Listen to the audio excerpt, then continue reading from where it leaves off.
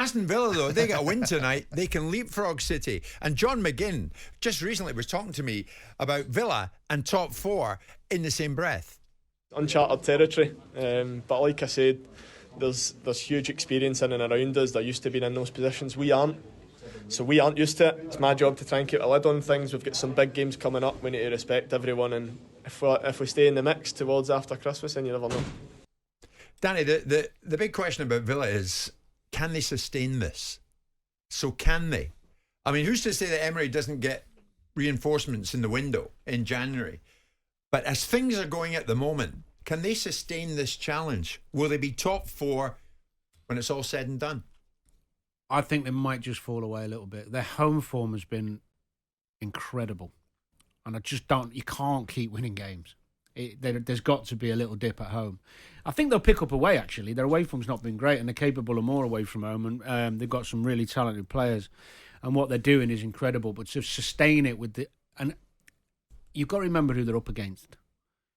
You know, you've got juggernauts they're up against who are very, very experienced and huge squads. Villa are building a squad, strength in depth. They're better this season than last season, and he's doing a wonderful job. But to actually get top four, if I was a betting man, I'd say no. Outside City, Arsenal, and Liverpool, though, who are the juggernauts? Well, Chelsea have spent $1 billion. They're going to come strong second half of the season. Yeah, but on the pitch, I mean, Newcastle. I mean, a fully fit Newcastle with their squad. Yeah, I'd take that. I mean, this would be 14 consecutive home wins. Oh, mate, it's incredible. And the other thing is with Villa... And funnily enough, on the day I spoke to him again, they'd just beaten Tottenham the other thing on the road. Yeah, the other thing with Villa as well is good to watch. And we were talking earlier about work ethic of Luton. Villa have got it.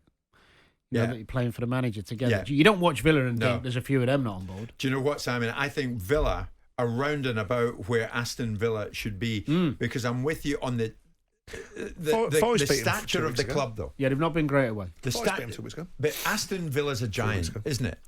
This is the territory they should be in. It's a big football club. Yeah. It's one I have a great deal of affection for. I was always very, very fond of Doug Ellis. And I always admired Aston Villa. Admired them from when they won the European Cup in '81, I think it was. You know, and I admire the club and its size and scale.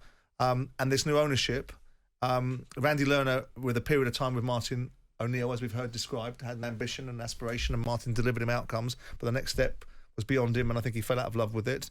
Tony Xia, well, we don't know where that money was originating from in the first place, but these two guys understand the sports industry, understand the sports business, got clear ambitions, and they've got the finances to be able to achieve it. And Unai Emery has regenerated from the sort of sallow figure that left Arsenal to a manager that we all thought he was in the first place, which is very capable. Yeah. I don't see, honestly, Aston Villa being inside the top four.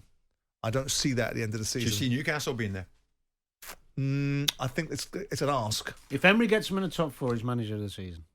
Yeah, I don't doubt that. There you go. 100%. I think there's a lot. I mean, I've written an article tomorrow and done the research and spoken to people about it before I wrote it. Check it. About Eddie Howe and everything about Newcastle at this moment in time is to be admired. Right. Put aside the ownership. Check it with Eddie. I didn't need to. It was complimentary. People don't tend to get upset by those. Are you just writing what I've told you in the past few months? Yeah. I'm just writing what in front of my eyes. You know? Right. I never miss your column. Jim White and Simon Jordan. Monday to Friday mornings from 10 on AM, on DAB, via the TalkSPORT app and on your smart speaker. TalkSPORT.